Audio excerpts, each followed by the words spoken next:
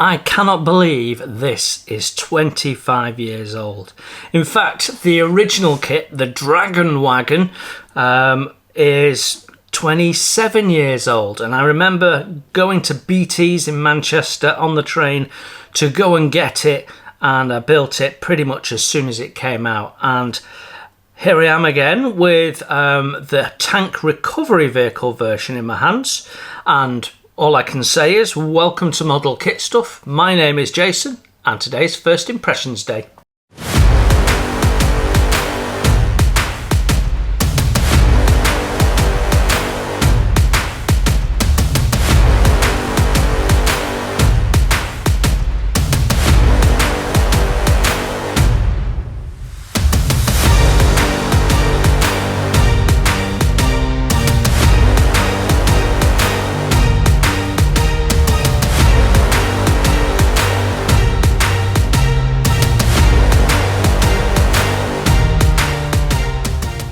Yes, hello, welcome everyone. First Impressions Day, and it's not often we do trucks on the show, but here we are with the M26 Armoured Tank Recovery Vehicle in 1:35 scale from Tamiya. This is going to take me back a little bit because, as I just said, back in 1998, I built the Dragon Wagon when it came out, which is essentially this, but with a trailer for a tank on the back. And I remember I really enjoyed this, and then by the time I got to the trailer, I was a little bit disengaged, and that didn't hold my imagination quite so much.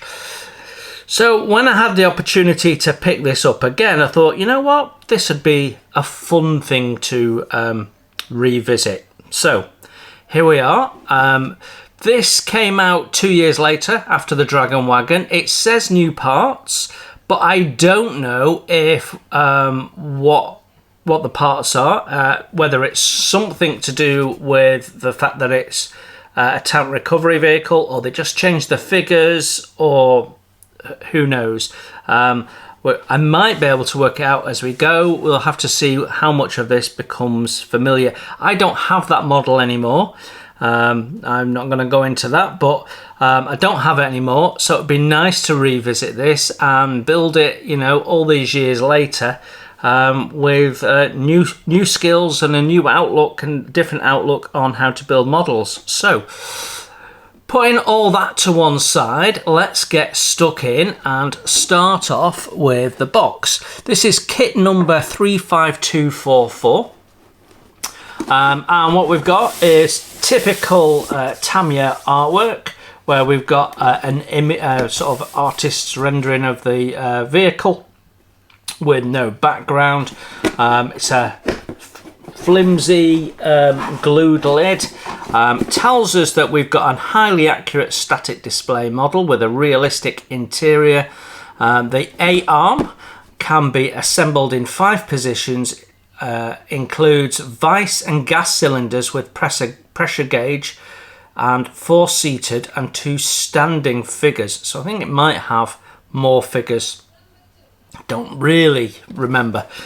Anyway, when we look on the side, we've got some more imagery of the vehicle there.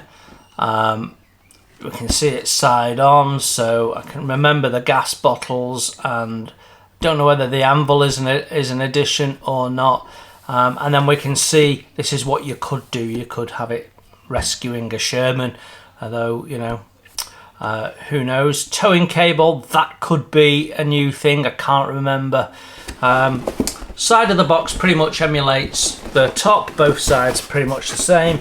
And then on this side, we've got an image of it towing a Panther Type G. And then we've got tank recovery vehicle crew, so they could well be the new parts there. So the base of the box is corrugated, and when we open it up, we can see we've got separate compartment for sprues and for the smaller parts. So as always, we're going to start with the instructions, which are at the bottom. So get those out and we'll have a good look. So we've got two documents for our instructions. First one is the tech tips, which are sort of beginners tips. Talks about cutting off parts, removing excess plastic, using different types of cement, test fitting, removing metal plating, using different types of paints, and using spray paints. Much of this you won't need for this kit. It's just generic. They put it in with most kits these days, I think. And then at the top there, we've got some basic tools that you might need. So as always, if you're starting out in the hobby, I would say add tools as and when you need them. Don't rush out and go and buy all of these.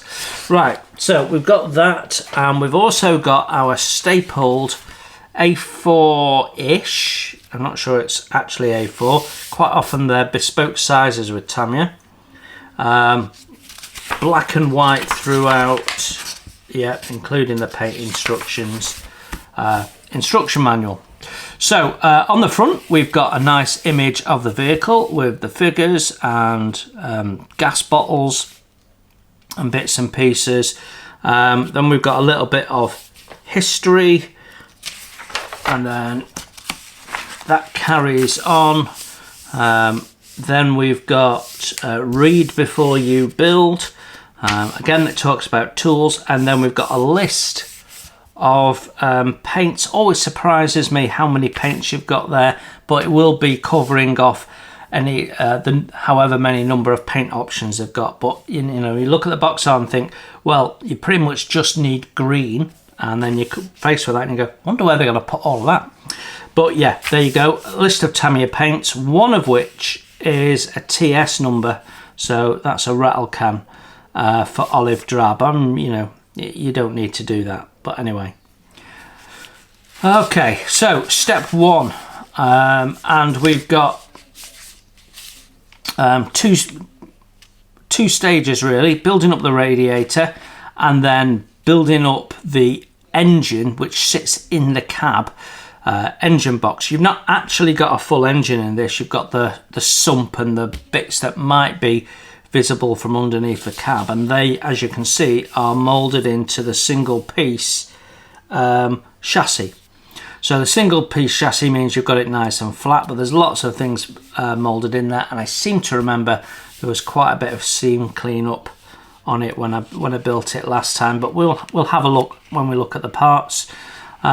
We're already seeing some paint instructions being given out, so you know, painting handles and things black. I assume that everything else, yeah, is paint with AF62 or TS5 or XF58, so your green colour basically. Then, so quite big sub-assemblies right from the off. I guess some people might be disappointed we've not got an engine, but you're not going to see it. And even if you were to open up that so you could see the engine, you still won't see it because it's in the cab. So no point. So I'm fully behind Tamiya on that one. Step two, we're building up the back end of the chassis now. So we've got some air tanks going in and drive units and bits and pieces. Paint instructions for the rear lights, which are plaster. They're not clear plastic, they're moulded in the green plastic of the kit, so you need to paint them silver and then paint the colour on top of them so they look like reflectors. I seem to think the Dragon Wagon was the first time I ever did that. Then we've got a winch being built up and installed, along with front-end suspension, leaf spring suspension, and then some other bits, drive shafts and axle.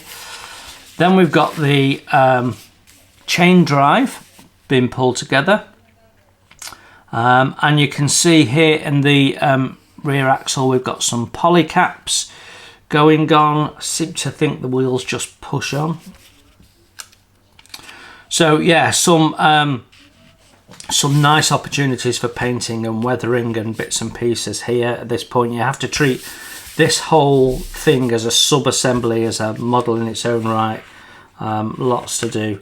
Then we're pushing all that together.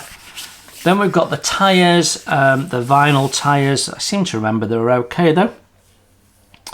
So painting up the hubs, adding into your tyres, plopping them onto the poly caps, which is nice because you can also take them off again if you need to later on. So you can put them on and take them off as you need to for painting and what have you. Then we're building up a jerry can, a US version of a jerry can dashboard, painting all of that up. So no decals for the dashboard, that's a shame. And we've got some pipe work going in and what have you. It must have been noisy, and can you imagine in the summer how hot it would have been in there with that engine running? And oh, doesn't sound pleasant, does it? Although perhaps not so bad in the winter. Then we've got another jerry can. Why they're showing you how to do that twice rather than make two, I don't know. Same part numbers and everything. And we're building up the passenger side, for want of a better term. It does have a MacBook board and what have you. There's a first aid kit there. We do have a decal going on there, which is nice. And then we're painting figures. And we've got magazine. Seem to remember we had a magazine before, so you can cut that out. And you've got top page and cover, and you sort of glue it into place with a bit of white PVA glue. We've got driver, 2 passengers, and then the 2 standing crew. So you've got 6 crew with this, so that's really good. Showing you to put the driver in and then attach his arm separately and then put the steering wheel on. Do it all simultaneously. So fortunately we've all got 3 hands, so that's okay.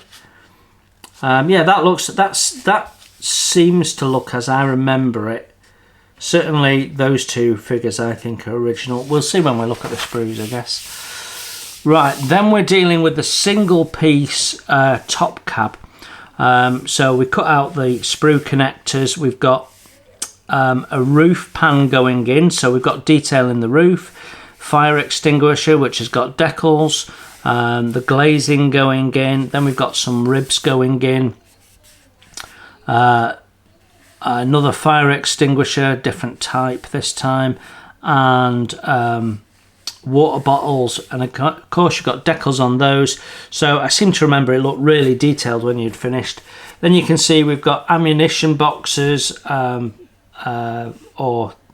small part boxes. If it's a mechanical recovery vehicle, probably it'll be. That's not frontline vehicle, is it? You do have a weapon though, and all sorts of other bits and pieces. More water bottles, more fire extinguishers, fuse box. That says hand grenades on it. Grenades hand, I think. Yeah, it's showing you to tape it on while things are drying with glue. Same here, temporary hold with cellophane tape for large parts. While the glue dries, you've got the paint instructions for the little lamps on the side there. Yeah, all very good. Then we have some instructions on cutting out and cleaning up photo etch parts. So the etch parts are the foot grille. That I think all the foot grills might be photo etch. I'm not 100% sure. I seem to remember it worked very well though. Then we've got on the bumper there, we've got towing hooks. We've got engine doors which can be open or closed. I seem to recall I did them open, and then you can have the Armourd windscreen covers open or closed as well. For a recovery vehicle, I think probably all right with them open, and then they drop down for the back there. But it would be interesting to see it all buttoned up, wouldn't it? Step 19, and we're doing things like doors. We're on the other side with some of the steps and the window shutters. got Pioneer tools going on. Yeah, more photo etch parts. Then we're building up the front lamps, headlamps and covers. We've got the drawbar there being assembled, multiple parts. Seem to remember it's posable. Yeah, it's telling you not to glue it. Then we've got M32 gun mount being put together and then mounted onto the cab roof along with the lamps that we've just built. Step 22. This was interesting, building up the heat protection. So that's photo etched. I think it was the first time I ever heated up photo etched so that I could bend it properly, I seem to remember. Although, yeah, here they're telling you to tie it together using enamel wire. So they wanted you to get wire and twist it to bring it together. Just heat it up and roll it. Then we've got toolbox being made up and another sub-assembly. Not quite sure what that's for. Is that part of the A-frame, I think?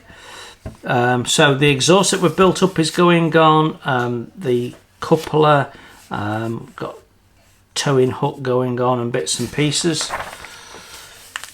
Then we've got a acetylene torch being connected to 2 tanks with pressure gauges. That'll look really nice. I think they might be new parts. I can't remember whether it was like that on the Dragon Wagon or not, but you either display them on their base or you display them in use. The thing is, if you don't display them on the base, you've got to fill those location studs and paint that in. So that's worth bearing in mind as well. That sits in this area here. So, yeah. I'm not sure that's a perfect solution because you can see how the bottles have got like a rim on the bottom. There is actually an alternative base. If so you don't need to do that because there's an alternative base if you've not got those on. I think that might be new. I don't remember that. New 25 years ago. Then we're building up the winch. Winch again controls, more photo etch. I seem to remember this all came together really nicely.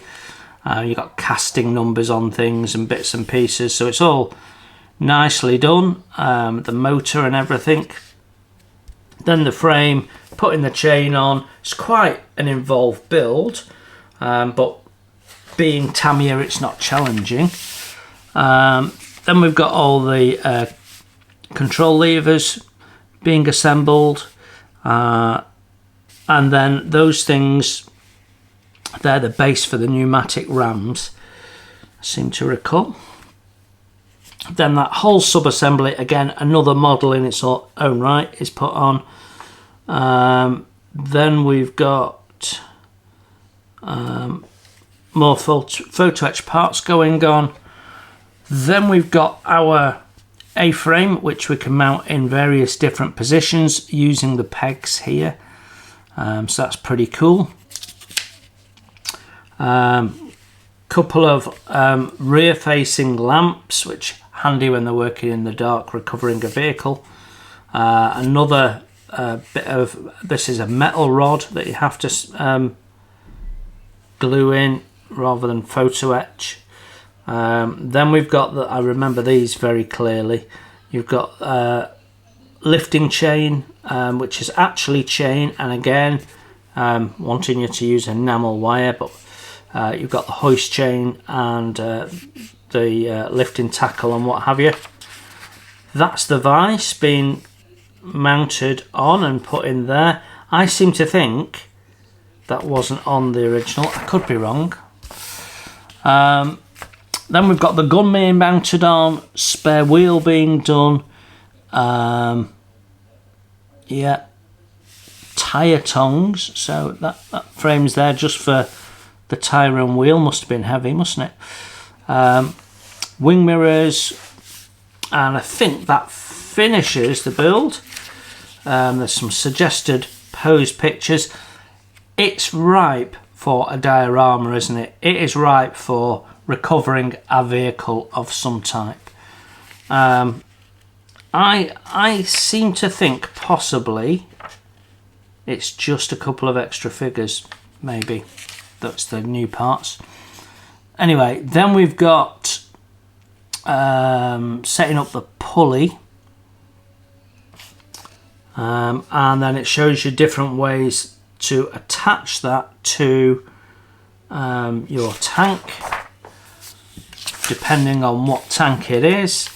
So I might have to build my first ever Sherman. And then you've got it's been towed in and the tow hooks have been put on. So you could actually have the tow hooks on and the line on, like they've just brought it up to connect it before they've taken the line off.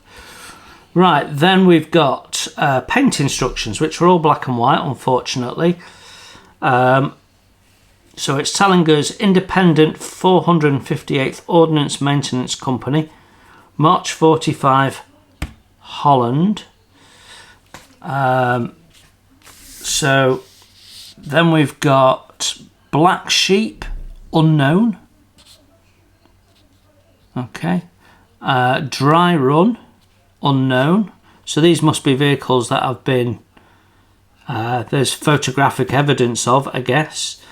New York, unknown, July 1945, Germany. And unknown, March 1945, Germany. So I don't know which one out of those I would go for. Quite like the one with the white line, but not sure I want to do Holland. I don't know. They're all much of a muchness. What's interesting is they've all got a slightly different star arrangement, haven't they? Star in a circle, just a star in a thick circle. It's all slightly different. Oh, we've got another one at the back. Japanese Ground Self-Defense Force Weapons School, 1950. Right, okay, there you go. Interesting. So, largely different decals. That's our instructions done. Let's have a look at our decals. Okay, our decals, and typical Tamiya decals, they're a little bit thick, but actually I've had worse Tamiya decals than this. There's a fair amount of decal film around the edges and what have you. You've got to remember these are 25 years old now. I mean, this would be a classic kit if it was some other manufacturers. So yeah, they're a little bit pixelated as well. So you look at these images of the ladies, when you look up close you can see the spots on them, but at the time when they came out these were absolutely stunning, and yeah, really nice decals, and there was plenty of them, and it had a splash of colour and a real sense of realism to them. So I don't have any major problems with them. There is obviously some decals missing. There's probably manufacturing plates and things that are missing, but we've got stuff for all sorts of bits and pieces here, so that's quite good. We've got all the sort of fire extinguishers and first aid boxes and stuff covered off. It's just a shame they didn't put any dials in for the dashboard, really, but there you go, they didn't. So okay, this decal here though, this is an interesting one to talk about. On the end of the bumper, let me just show you what I'm talking about. On the end of the bumper here you can see that is actually a decal. So you have to put that decal on and fold it round, and I can tell you it's a faff, and it's just easier to mask it off and paint it. But yeah, all in all, not too bad with the decals, no real worries. Right, let's start with the single piece cab moulding. And as usual, I will take some close-up photographs and share them at the end of the walk through the sprues before we sum up. So this is a really nice moulding, and even though this has been released 25 years after it came out, it's still as crisp as the day it was first produced. So they really do take care of the moulds, and it actually says in here copyright 1998, so this is 27 years old and still looking as good as the day it was born. And I remember at the time people were impressed with things like the weld detail on the side there, and across there, and it does look really, really nice. So yeah, I have no real issues with this. Yeah, paints up really nicely as well, and then when we look inside we can see we've got location points for some of the things we're going to fit in there. So nicely moulded, nice and crisp, saves you a lot of issues trying to put things together, and it doesn't half look like a skull front on, doesn't it? But yeah, so it's a really nice moulding, no issues with that. So inside the box with the kit there is another box, and if we have a look inside here, we've got all sorts of goodies in here, so let's go through them. At the bottom of the box we have our tyres and our poly caps. So if I just open this bag, we can have a look at one of the tyres.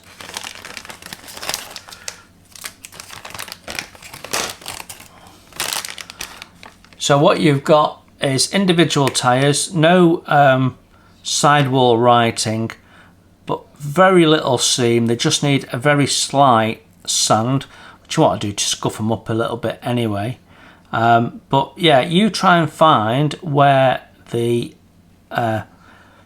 moulding of the rubber went in. There is no great big thick connecting point. It's just this thin seam all around. How they do it, I have no idea, but they do a good job. Maybe it's on the inside somehow. I'm going to see if I can find it.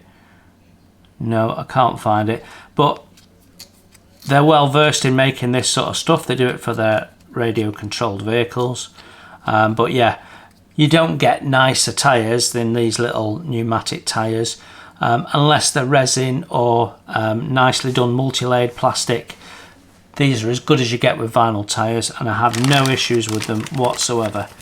I'm more than happy to use those. So that's the tyres. Then we've got, let's see, what else have we got? We've got our photo etch here. So we've got some clips, we've got that little step, we've got the little piece that goes on the roof, couple of straps, and then this thing that we have to then fold around. And I seem to remember that was quite thick. Even though it's relief etched, it was quite a tough thing to bend.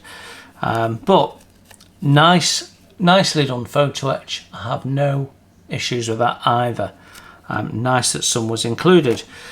Then we've got some more goodies. So let's have a look what we've got in here, because there's all sorts of stuff in this bag.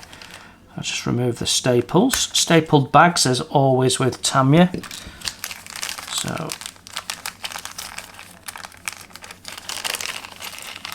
So we've got various threads that you've got a colour, you've got a stain to look like steel rope. How well that'll do, I don't remember, and I do know it was done and I used it, so it is doable. So we've got that. We've got wire, so whether that's the wire they want you to use for tying things together, I don't know, but probably. We've got some cable, rubber tube.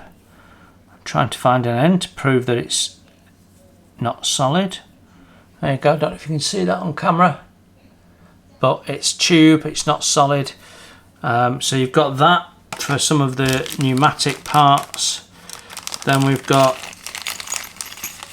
some metal bits. So we've got the chain, which is actually quite nicely done. See if we can get that to focus.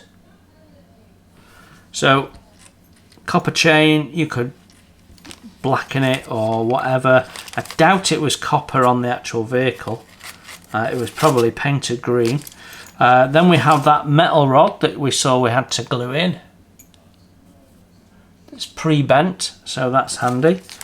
Then we've got, this is what makes up the lifting system for the A-frame. So you've got a couple of brass tubes and then a couple of steel rods which go inside each other like so. So yeah, we've got those as well.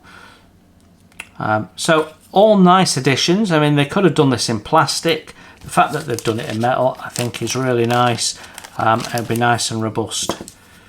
So we've got all of those parts. No issues with any of that. In fact, nice additions. Then we've got some plastic parts. So let's deal with our clear parts first.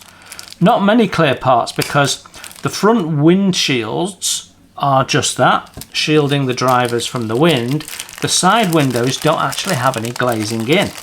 So, you know, you're keeping them up when it's cold and letting them down when it's hot. It's more about ventilation than anything. But the clear parts look nice and clear. There's no detail on the lamp lenses at all, which I find to be odd, but might be correct. It could be on the reflector at the back. The actual complete flat glass is not brilliant in terms of distortion. Even though they're completely flat, there is distortion, particularly around the edges. So they're okay. When you've got stuff behind it, you're not going to see it. It's okay, but it's not... I've seen better. So I wouldn't say they were amazing, but they're certainly passable. Most people aren't going to have an issue with any of these. So let's get it back in its bag. Next up we have some chrome parts. Now normally I'd sort of groan and go, oh, chrome parts, why have they bothered? We're all going to strip it off anyway. But in this case, I really like the fact that they've done chrome parts, because these are going to go inside the plastic outer shell of the lamps, and then you're going to have those clear parts go on top, so they're absolutely going to look the business. My only criticism of them is there is no bulbs in there, so you want to just drill through the back there and put a little bit of something in there, plastic rod or whatever you want to create a light bulb in there, because you are going to be able to see in there. But yeah, I have no issues with that. I think that's a really nice touch.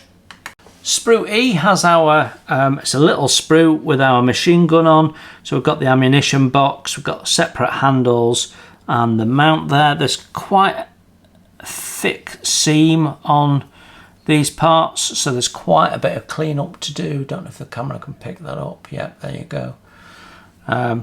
Yeah, a bit more seam than we're used to on newer kits these days. But the detail of the gun is really good. You've got lots of raised and recessed detail. It gives you a nice 3D approach. Obviously, it's solid. There wasn't really much in the way of slide moulding going on in those days. So yeah, it's okay. It's not bad at all, actually. And there's no mould issues with it. So I have no real issues with that. Lots of lovely detail. Put your decal on, it'll be great. Right, Sprue D, and these are some of the first parts that we use at the very start of the build. So we've got the chassis, and you can see it's all moulded in one piece. We've got checker plate anti-slip on there. Pedals are moulded in. You're not really going to see them, so it's not a biggie. Some of the drive stuff is moulded in. Again, this side of it you won't see because there's floor pans and things going on and machinery and stuff. The fan is moulded in situ. Again, not a biggie for me, I don't think, especially as that bit faces that way, so you're only really going to see that, to be honest. Dials, quite nicely done. They will be difficult to paint. It's a shame there's no decals for those. Then we've got the horns and some little bits. We've got our engine covers. Lots of things, lots of little details moulded in, drive shafts and what have you, which are solid pieces, not two halves you've got to put together. So all looks really nice. A little bit of flash on these handles, but otherwise not much in the way of cleanup. I'm not seeing much in the way of seam, certainly no sink. So yeah, I mean, and look at how thin they were able to get the wheel arches without actually tapering them. Really, really nice moulding going on. Really nice moulding going on at the time. Yeah. So really nice parts. Some of this would be tackled differently now, I suspect, but for the time, this was cutting edge, and I think it still looks good. So yeah, I don't see any issues with that. A simplified assembly, which will suit some. All very nice. Sprue K, and this is all cab body parts. So mainly the window shutters. We've got the back bulkhead here, and then we've got the doors.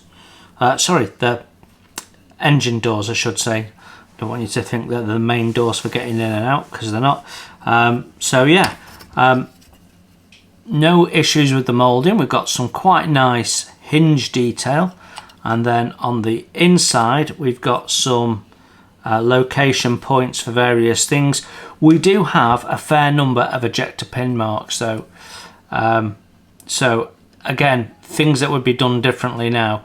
So if you like removing ejector pin marks, or feel you need the practice, this is definitely a kit for you, because there's tons and tons and tons of them. Now obviously if you've got these in the up position, they're less visible, and you've got the whole thing buttoned up, you don't need to worry about it. But if you've got them dropped down, then these are all visible, so that becomes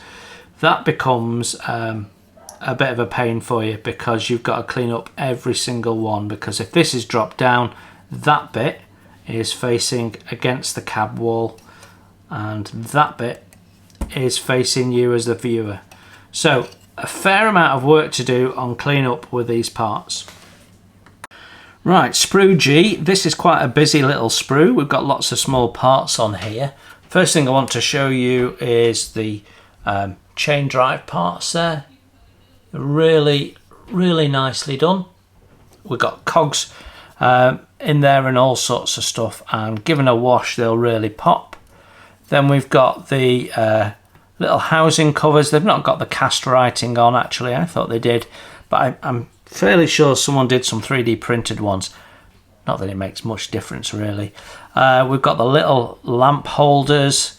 We've got some of the winch motor stuff there. Really nicely done. The mounts for the winches. All sorts of small little parts, levers and things. A little bit of sink in these parts actually. Various controls, the control levers, and all nicely detailed, nicely moulded. Not much in the way of clean up. I don't see much seam here. When we flip it over, this is the side with all the ejector pins. How many of these we'll see, I don't know, but it looks like in the main we've got away from it. The only thing I'd say is this is the side you don't really see, and it's not the ejector pin side. But on this side, this is the side with the foot tread on, and we're going to have stuff going on there. You can see the ejector pins. So why they didn't mould that the other way around, I don't know. Must be a reason, I'm sure. Yeah, all very nice. And look at the detail on those covers there. You'll see it better in a minute when I take a close-up photo. But yeah, no real issues with any of this. other than ejector pins. So bit of ejector pin cleanup, maybe a bit of sink in a couple of places to level up. Nothing major, nothing major. Sprue L, and we've got that's the inside of the roof with a lamp and a little tarpaulin thing that goes across the ring for the machine gunner. So if you want to close that off, so it's moulded closed, but you could cut that out and have it closed if you wanted to, so you don't have a hole in the roof. You know, it's basically a rain cover. Tarpaulin there. I'm not sure if we used it on this side, but you certainly do on the Dragon Wagon version. You've got the machine gun for the interior, then lamp cases, lamp grills, the stands for the front windscreen shutters, the framework for inside the cab, various bits. I seem to remember that part was difficult to fit and I snapped it. It's all coming back as I look at this. So yeah, again, some unfortunate ejector pin placements, but all the moulding is nice and crisp. Yeah, not bad. And that looks all nice and natural, doesn't it? So yeah, no real issues with any of that really. Sprue C, and this has got lots of the sort of heavy stuff. So you've got the springs, the leaf springs there, drive shaft, axles and what have you on here. Now there are some things on here which are cast in real life, and when you look at them, they've done a really nice job of capturing that cast look. It does look really, really good. Again, you'll see it nicely on the photos. There's quite a bit of seam on some of these parts. Leaf springs, as always, for some reason. But like this arm here, the steering arm has got a lot of seam on it as well. So some careful cleanup needed, but the detail is lovely. And it's all nice and sharp. Lots of fastener heads, you know, hexagon shaped and what have you. Then when we flip it over, most of these I think are hidden, the ejector pins. One or two not so much, but gentle sand will sort them out. So again, no real issues, but some really nice moulding. Sprue B, and we've got some of the framework for the back end of the chassis. We've got the bumper there, again with nice fastener heads on it. Some strengthening plates, foot plates, exhaust. Yeah, that all looks really, really nice. Can't see any issues once again. So some really nice moulding. A few ejector pins we're going to have to deal with. I think that's a sort of a theme for this. But yeah, I don't see any major problems with this at all. There is some simplification in the moulding that perhaps wouldn't be done these days. But what they've done is really nice. I mean, the texturing is really good. The raised detail is good. Just spotted a tiny amount of sink in there. Otherwise, all very, very nice. Okay, Sprue F, and we've got a lot of the lifting gear, back end of the vehicle here. So we've got the gas bottles here, which are all in two halves. We've got some of the winching drums and bits and pieces, the cupola there. I seem to remember I did a nice job of putting the grease on that last time. Can't remember how I did it though. Yeah, the tyre lifting equipment and so on. So lots of nice little parts. Some of them are fairly delicate. Yeah, no immediate issues standing out to me, and I think most of the ejector pins are hidden this time. So yeah, we've got a casting number on the cupola, which is nice. So again, some nice details, race fastener details. You can see the buckle on the strapping on the gas tanks. So yeah, Yeah, again, some simplifications. You'd probably have that as two separate parts these days rather than one moulded together. But yeah, once again, all really, really nicely done. Sprue H now, and we have two of these included in the kit. And we've got some interior details like these little toolboxes that go in the cab. And then we've got some exterior stuff like the chain drive for the back wheels. And again, there's some nice cast texturing and cast letters and what have you on here, as well as some really nice texturing on the seats. We've got the Pioneer tools and various other things, the jerry cans and footsteps and what have you, and they are all really nicely done. I don't see that we've got any particular issues with the ejector pins this time either. They're all hidden. Back of the seat, that needs to be sorted, but otherwise we're pretty much okay. We've got a number of parts here that you've got to run wires and bits off for detailing purposes. Otherwise, yeah, no real issues with this at all. But yeah, look at the detail on that. Right, so yeah, we have two of these contained in one bag. Sprue S, and I suspect this is the additional parts that were included in this kit. You've got the two standing figures, which were, I'm fairly sure, additional. I don't remember any standing figures last time.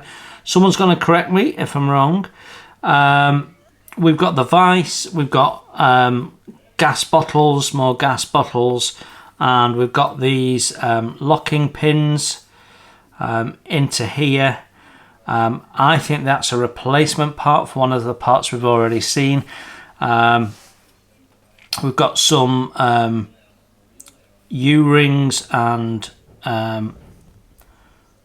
some towing cables and towing hooks and what have you. The vise and ratchets and things, they're quite nicely done as well. Got to say, the figures look okay. Everything looks fairly natural. The heads look American, so that's good. One of them's laughing. Two of them are sort of smiling and happy, and he doesn't look unhappy. Always amazes me, all these military people having such a tough life, how happy they look. Yeah, some nice moulding of the acetylene torch as well. Yeah, very nicely done actually. And finally we have two Sprue A's, and Tamiya did a little cunning little thing here, and I'll take you through that in a sec. But first of all, we've got the wheel hubs, and they're really nice. The wheels are really nicely done. All the fastener bolt heads are really captured nicely. Yeah, and then you've got the back of the wheels there as well. Some really nice moulding, raised detail on both sides, some clever moulding going on. Then the figures, what they've done is they've given you two identical sitting figures across the two sprues. So you've got two of these sprues, but you've got three sets of arms, and by mixing up those combinations, you make four individual figures out of two identical sitting figures. So quite clever. The faces, obviously you've only got two, so they're gonna look the same, but they're fairly generic in their look. These guys are a bit more serious inside the cab than the two stood outside the cab. Maybe they're not quite getting the same amount of fresh air and they're not happy about it. I don't know. That's the driver. You can see his hands around the steering wheel there. So yeah, and folded hands. Again, all nice. No real issues with ejector pins. They're all on this side. So that's just a quick going over if you want to take that wheel off for whatever reason. But yeah, have no great issues with that. No moulding issues, just a little bit of seam cleaning up. All good. Right, I'm going to do photographs next, and then we'll sum up.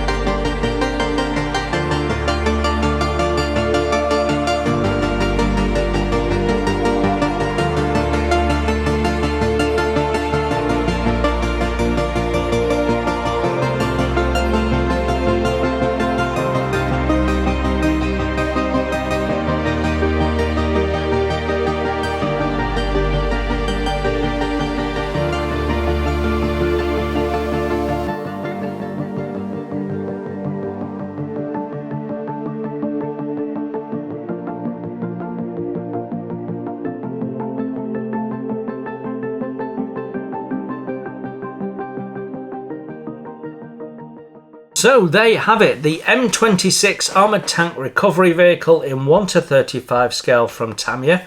What's my first impressions? Well, let's run through the numbers as usual. Box and packaging, okay. Even though it's a flimsy lid, it's relatively thick flimsy lid. As much as I'd like boxes to be totally corrugated these days, because, well, there's always that delivery driver that doesn't take as much pride in his work as he should do. This isn't too bad, and it's you have two considerations with packaging these days. One is that most models get delivered individually to someone rather than being picked up in a store, though clearly some still are. And the other is putting them in your stash and how much weight they can take and all that. This should be okay in your stash. Inside, the sprues are either individually packed or packed in pairs, but no real issues with that. You've got the little partitioning which protects the cab moulding, and then you've got all the little bits in the box so they don't rattle around. So some thought and care in the packaging. So no issues with the packaging. Instructions showing their age a little bit. The construction flow is good. The instructions themselves are clear. You've got paint instructions as you go. You've got some written text to support what you're doing. And of course they include that little sort of how-to sheet for beginners.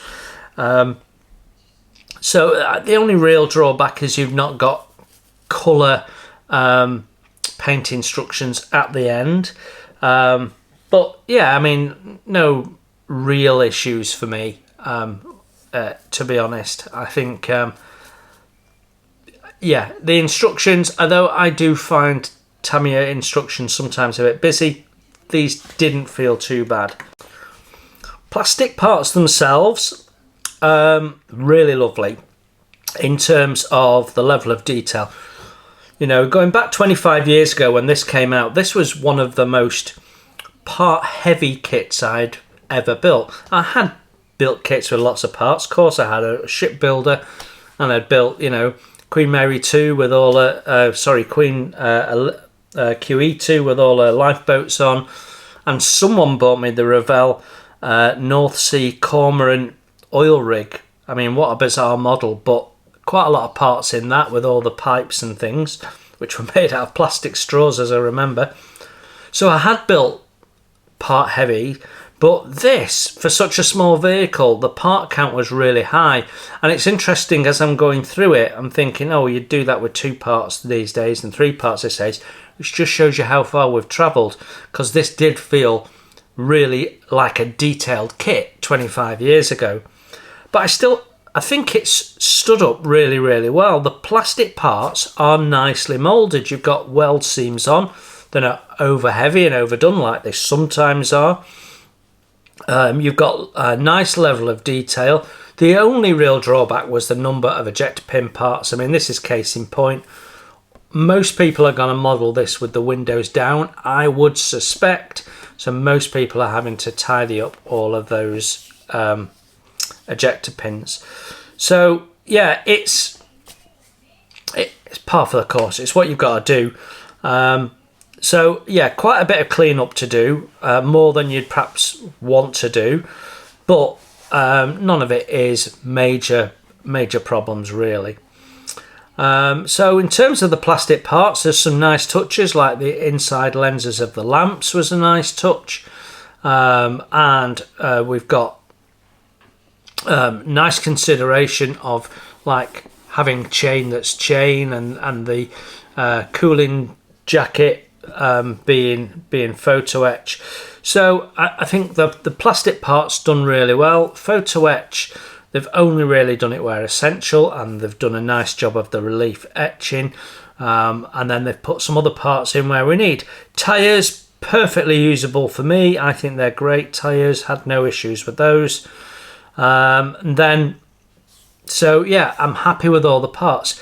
Decals, they're okay. You're going to have to be careful of silvering with them because there's quite a bit of decal film around them, quite a bit of margin and what have you. But otherwise, shouldn't be a problem. And I remember clearly coating it with a clear coat, a matte clear coat when I'd finished, and you couldn't see the decals. So yeah, I think all in all a nice little package. And if you like your vehicles, whether it be military vehicles or commercial vehicles, this is a really nice kit. It builds up really well. There's lots of detail. There's some nice challenges and some nice detail work and weathering that you can do and chip in and all that sort of stuff and really make it pop. Or you can just sling it together, nice and therapeutic, spray it all green, pop the tyres on, job done. It's up to you. But if you've not built this and you like your vehicles, you really should get this kit. At the time when it came out, it was setting a new standard. It was the benchmark, the Dragon Wagon. Everyone was talking about it. And it still doesn't disappoint. So I think this is a mighty fine kit. I'm glad to have it back in my stash. And I'm looking forward to revisiting it one day. And I think it's probably going to persuade me to buy one of those pug ugly Sherman tanks, which I've never built just because they're ugly. But you know what? It might not look so bad being towed by this. Right then. Thank you very much for looking in. If you've never built this kit, you now know what you get, and you've probably been pleasantly surprised. It's a lovely, lovely kit. Thanks for looking in. If you don't want to miss my other first impressions, tool reviews, product reviews, and indeed builds of plastic and wooden kits, then please hit the subscribe button, the notification bell so you don't miss anything, and hit the thumbs up to say thank you to me for the video that you watched for free, and that helps me and it costs you nothing. Until the next time I see you, you enjoy your modelling. Bye for now.